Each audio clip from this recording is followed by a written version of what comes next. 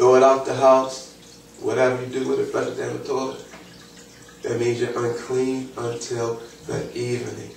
Okay? Verse 32. And upon whatsoever any of them, when they are dead, doth fall. Now, keep in mind, every unclean species that we've seen thus far, it shall be unclean. So, anything that it comes across, anything that it falls upon, whether it be any vessel of wood, or raiment, think about that, or skin, or sack, whatsoever vessel it be, wherein any work is done, it must be put into water, and it shall be unclean until the evening. So it shall be cleansed. And every earthen vessel, whereinto any of them falleth, whatsoever is in it shall be unclean, and ye shall break it. That means you don't even use it anymore. Of all meat which may be eaten, that on which such water cometh shall be unclean. And all drink that may be drunk in every such vessel shall be unclean. Think about that. That means, as far as restaurants go, for my brothers and sisters out there, the only restaurants that we are permitted to eat at are those who are abiding by this dietary law. Period. No excuses, no exceptions, because it deems us as being unclean. So best thing to do, okay, either you get used to preparing your own food and taking it with you where you go, or, brothers and sisters, business opportunity. Open up a restaurant that adheres to these dietary laws. Just food for thought again. And again, no pun intended. Okay? Oh, and let me say this too. Just because a restaurant is halal, now what halal is similar to kashrut. That means it's the Islamic dietary law. Doesn't make it okay. Sure, we know Muslims don't eat pork, but they don't prohibit a lot of the shellfish and other types of fish that the Torah prohibits. So, simple as that. Just because a restaurant is halal does not mean that it's fit for us to eat at. But on the other hand, anything that is kashrut, Muslims can eat at our restaurants. We just can't eat it there because we prohibit more food. In other words, our dietary restrictions are stricter than the Islamic dietary restrictions. Okay? So, keep that in mind. Verse 35. And everything whereupon any part of their carcass falleth shall be unclean, whether it be oven or ranges for pots, they shall be broken down, for they are unclean and shall be unclean unto you. Real simple. Nevertheless, a fountain or pit wherein there is plenty of water shall be clean, but that which toucheth their carcass shall be unclean. Okay. Difference is with the fountain or the pit, the large body of water. Normally, you have living waters, you have flowing waters. Okay? Verse 37.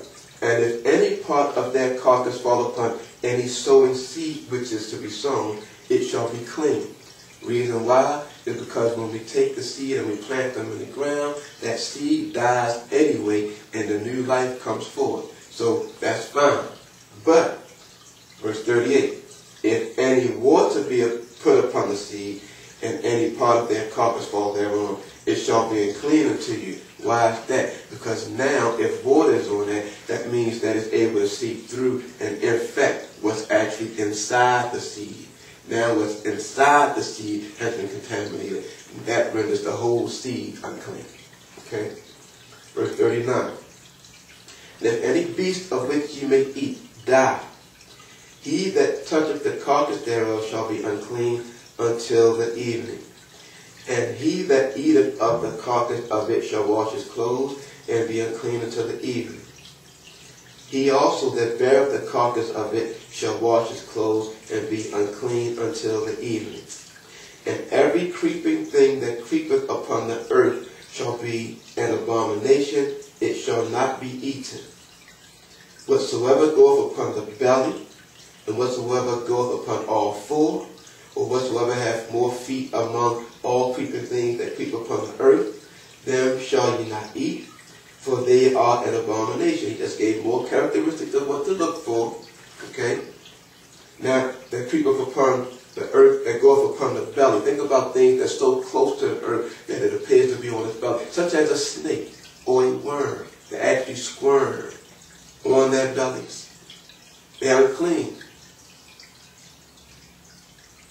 It says, verse 43 again, ye shall not make yourselves abominable with any creeping thing that creepeth, neither shall ye make yourselves unclean with them, that ye should be defiled thereby. Okay? Now,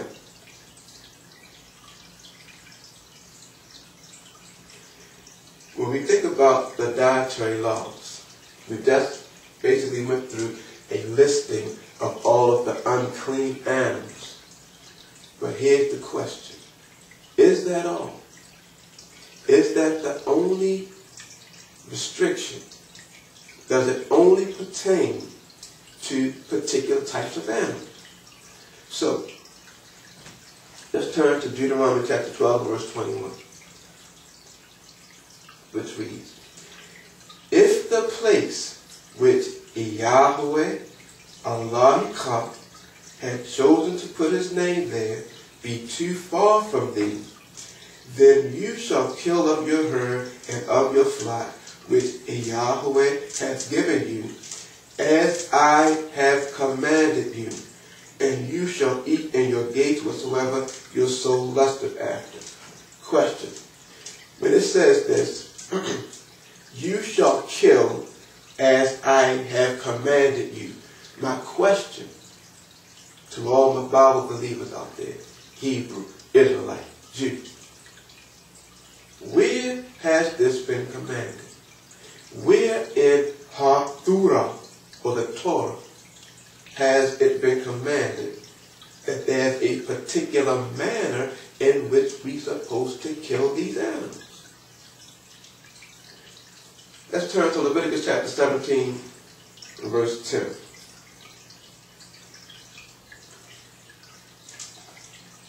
And whatsoever man there be of the house of Israel, or of the strangers that sojourn among you.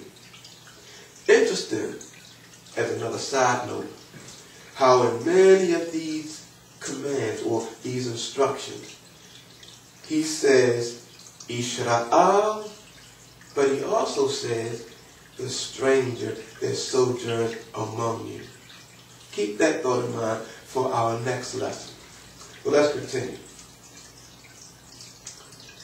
That eateth any manner of blood, I will even set my face against that soul that eateth blood, and will cut him off from among his people.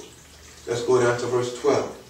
Therefore I said unto the sons of Israel, no soul of you shall eat blood, neither shall any stranger that sojourns among you eat blood. And whatsoever man there be of the sons of Israel, or of the strangers that sojourn among you, which hunteth and catcheth any beast or fowl that may be eaten, he shall even pour out the blood thereof, and cover it with dust. Now, the reason why this was being interjected here, simply because there's a particular manner that we're supposed to kill the animals in. The manner in which we're supposed to kill these animals in was nowhere listed in Torah, Hanabaim, Haketuvim, Beri Hakadashah. It's not written anywhere. So what is Moshe talking about? There's a term that's used among